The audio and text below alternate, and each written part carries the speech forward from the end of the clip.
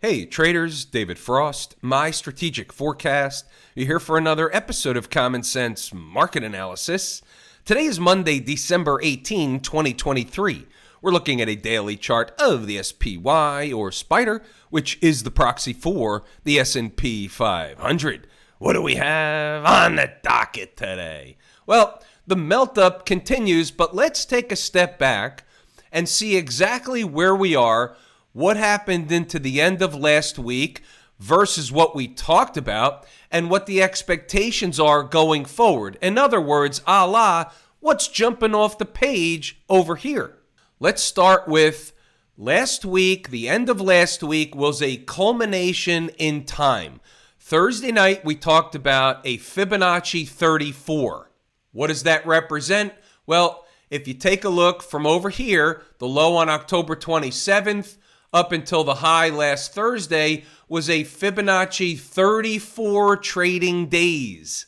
Now, that by itself isn't necessarily a whirlwind of importance. However, there is a cycle type situation, tinfoil hat situation culminating between the end of last week, Fibonacci 34 was one item, and going into this Thursday, so it lasted about a week, and what this Thursday would be the winter solstice. It happens Thursday night after the market closes, so leading into Friday's trading activity.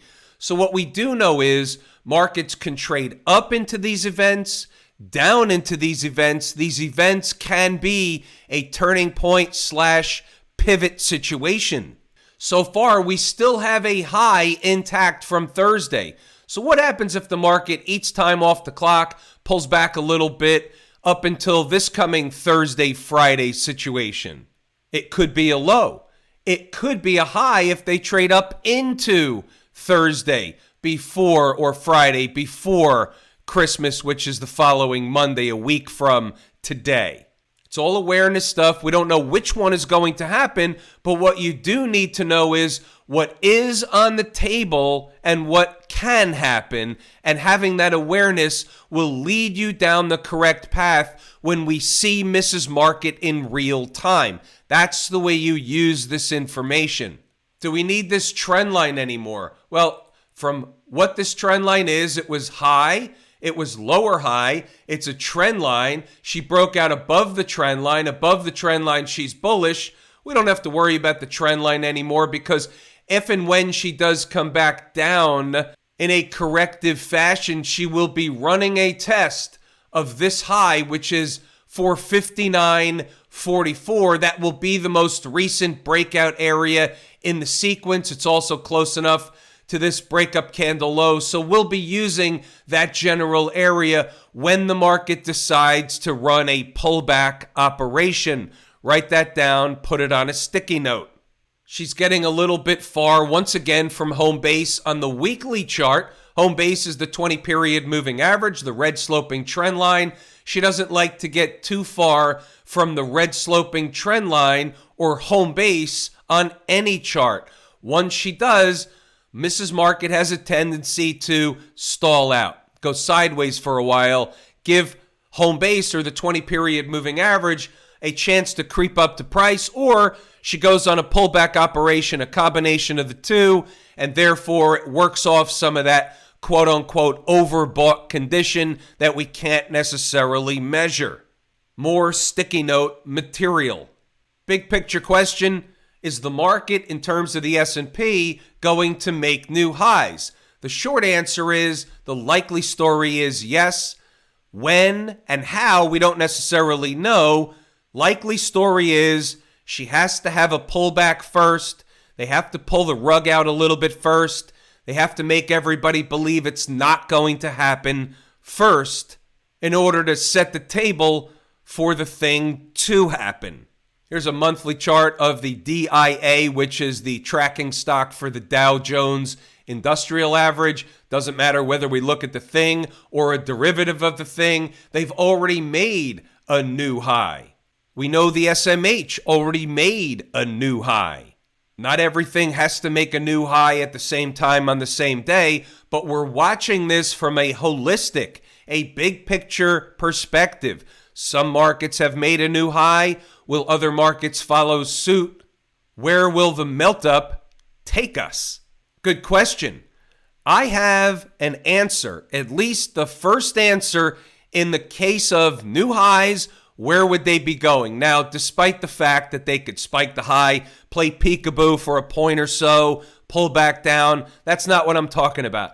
I'm talking about if the S&P continues to new highs, they bust through the highs, they keep going, making it look like they're just going to keep going it forever. That's what the media will say. That's what everybody will believe. But where would be that next bona fide number that would become a target, and B, overhead resistance? Not necessarily having to be final target, but a target nonetheless.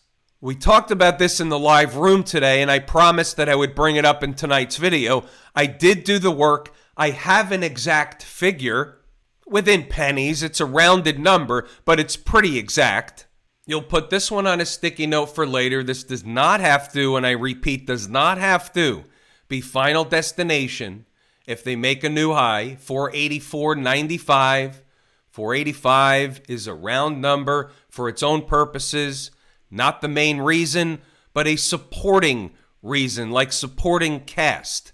Can they pull back first? Yes. Will they pull back first? Most likely. When will they pull back?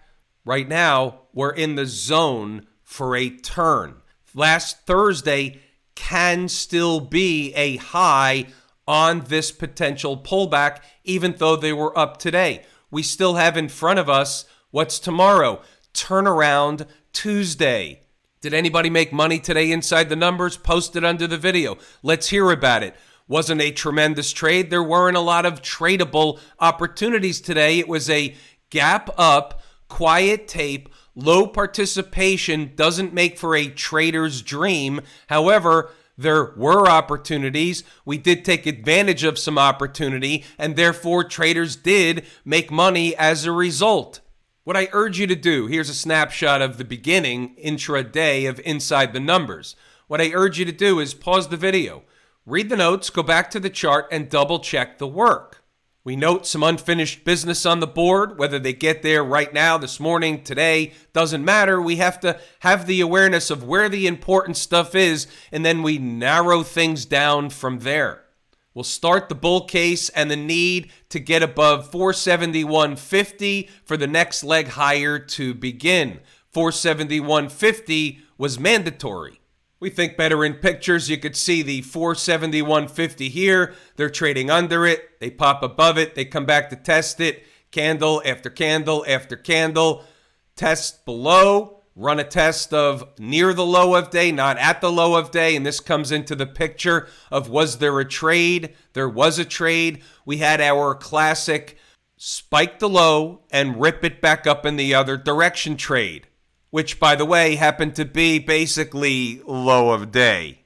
Not low of day, but after the initial low of the mid-morning session, and that was it from there. Higher low, and then the takeoff. So let's see what we have as the day starts to get underway. They're floating within the continued bigger picture melt-up operation to where? 471.50 to 472. Now we're narrowing things down. This is an overhead resistance zone. Not only a zone, but a target.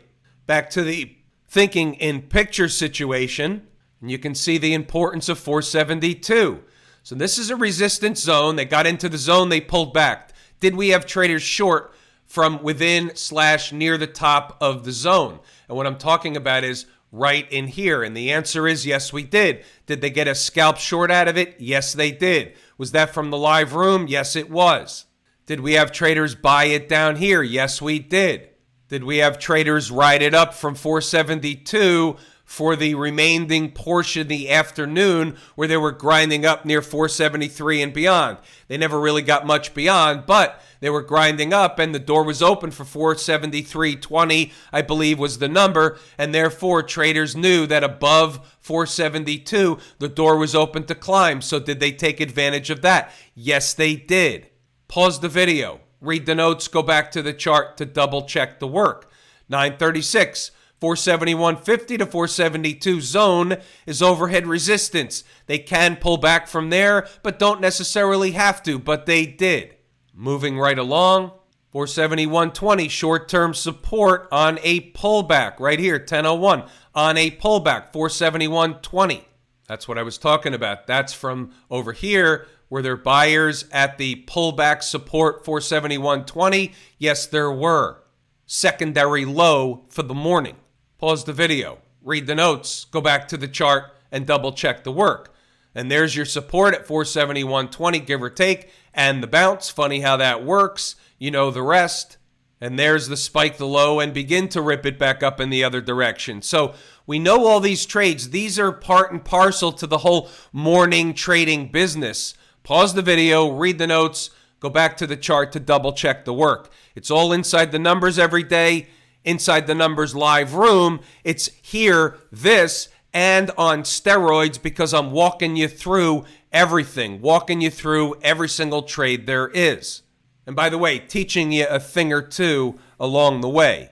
Let me hear from traders that are in the live room. Does anybody learn anything in addition to making money in the live room each and every day? Let's hear about it under the video. Let folks know if there's value in the live room. We had Bupkis on the board for stocks on the move today. Nothing hit its entry objective, so we'll just move it along. What's going on over in Camp IWM? Eating some time off the clock. They're up a lot. They're far extended from home base. Let home base creep up to price. Let price creep down to home base. Eating time off the clock for 2 or 3 days. Not a big deal for Camp IWM. What's the next blue line up there, meaning the next target / overhead resistance? 205.55. If they get there anytime soon, I think it's a stone cold short. Talked about that last week. Make sure it's on the sticky notepad. Very simply, this is the way this works. Start getting below Friday's low. It's going to open the door, and this is intraday. It's going to open the door to fill this gap down here. Fill the gap down here. That's okay. Stay above that gap, and that's okay for higher. Start closing candles, meaning daily, below that gap, and it's going to start opening the door to climb down this big-time breakup candle, and it somewhat breaks the chain of what's happening at present right now. Doesn't take any more upside later off the table just yet, but it breaks the chain of how bullish they are at present, but they are extended from home base. We're going to let home base creep up the price. Let price creep sideways or down a little bit to home base and work some of this overcookedness off the table. All in all, I've got the IWM up 7 pennies today, so there's nothing doing, no dice, no real change other than they're eating time off the clock from last week. Now, what about the folks down at the transportation department? Also a little bit extended from home base. They need a pullback operation. 16,200, 16,210, 12, 15, something up in that neighborhood is overhead resistance. The longer it takes to get there, the less you could expect a reaction in the other direction. They get there tomorrow, expect a reaction in the other direction.